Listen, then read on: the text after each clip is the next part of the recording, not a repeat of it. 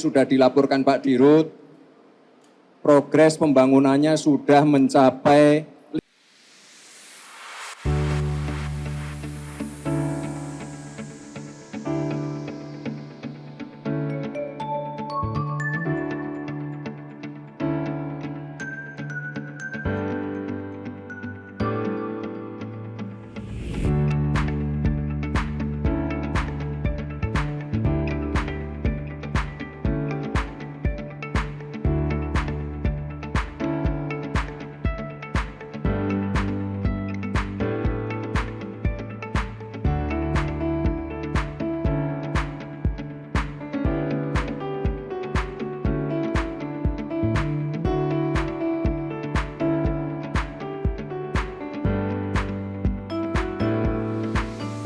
Assalamualaikum warahmatullahi wabarakatuh.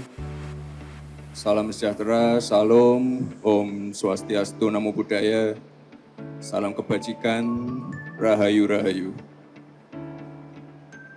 Selamat pagi teman-teman media. Pagi hari ini saya didampingi Pak Menteri, Pak Gubernur, Pak Dirut, untuk meninjau progres pembangunan MRT fase 2A, Line Utara Selatan. Ini adalah proyek kolaborasi antara pemerintah pusat dan daerah. Secara keseluruhan tadi sudah dilaporkan Pak Dirut, progres pembangunannya sudah mencapai 59%. Di akhir tahun 2027, HI Monas tersambung dan sudah beroperasi ya Pak ya. Lalu di akhir 2029, nyambung sampai ke stasiun kota. Jadi ini progres yang luar biasa sekali. Terima kasih Pak Direktur, beserta tim, dan juga terutama tim konstruksi, pekerja konstruksi yang di sini kira-kira ada 3.800-an ya Pak ya.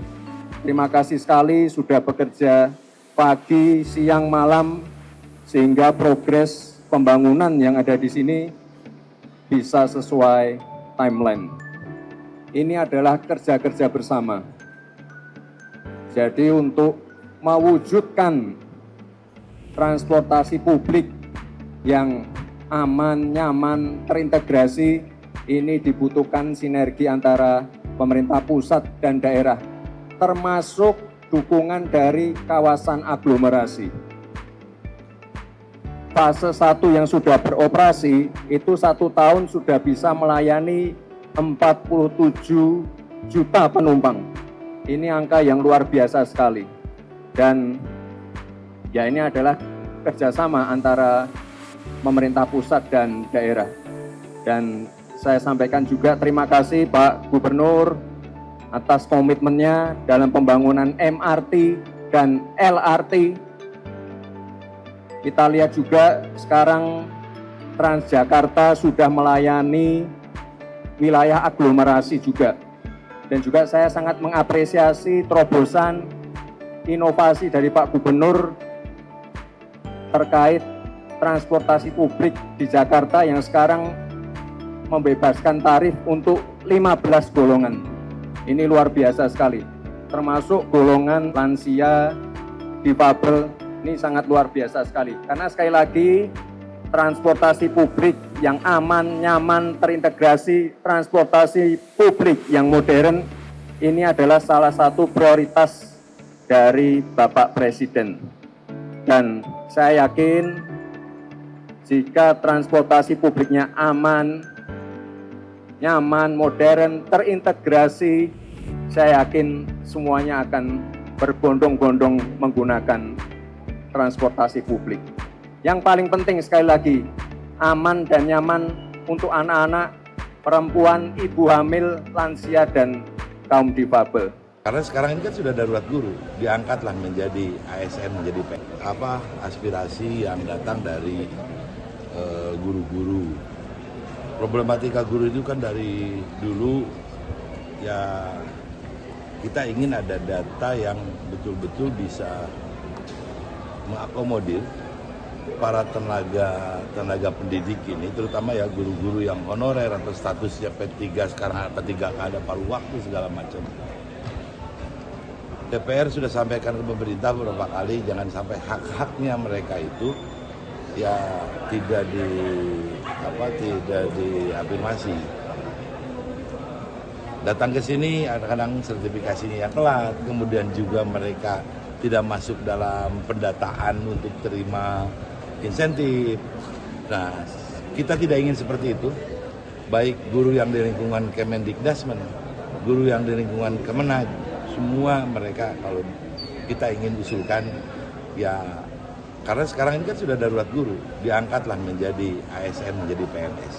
Karena kalau polemik sekarang P3K, daerahnya udah nggak punya duit, mau gajinya dari mana? DPR menginginkan ya kalau pemerintah kuat, ya secara bertahap, angkatlah menjadi ASN sehingga statusnya ada kejelasan untuk para guru ini, tenaga pendidik di negara kita supaya betul-betul mereka dengan syarat tadi mau ditempatkan di daerah manapun atau ditempatkan di wilayah manapun, kalau sudah menjadi ASN menjadi abdi negara. Dan ini harapan dari semua guru-guru seperti itu ya. Langsung pengangkatan atau harus seleksi lagi Kang kira-kira? Ya jelas kalau proses seleksi kan ada dilihat dari data sertifikasi mereka ya yang setiap diupdate setiap tahunnya. Mereka kan melakukan pelaporan sudah berapa tahun jadi guru. Dan nanti kita bicarakan di sini ya bagaimana skemanya supaya guru-guru ini punya kepastian dalam statusnya di negara kita ini. Tapi lebih baik idealnya harus dalam secara berjenjang lewat seleksi itu tadi atau bisa betul. pengangkatan Kita langsung? dilihat ada yang bisa pengangkatan langsung, yang sertifikasinya udah lama kan bisa. Kalau misalkan yang masih baru-baru melalui proses seleksi, yang pasti secara bertahap kita inginkan ya ke pemerintah berikan kepastian hukum, kepastian status kepada para guru itu diangkat menjadi ASN. Kalau melihat dari sisi kondisi kekuatan fiskal itu gimana, lalu apakah di pembahasan APBN ini akan dikonsiderasi? Makanya database-nya tadi itu ya dikatakan darurat guru ini terutama yang di wilayah-wilayah pulau terluar. Bahkan di wilayah Jawa juga kalau misalkan sekarang kita lihat berapa jumlah guru yang pensiun. Ya, kita melihat ini di daerah kesulitan untuk mengangkat seorang kepala sekolah. Ini kan harus ASN.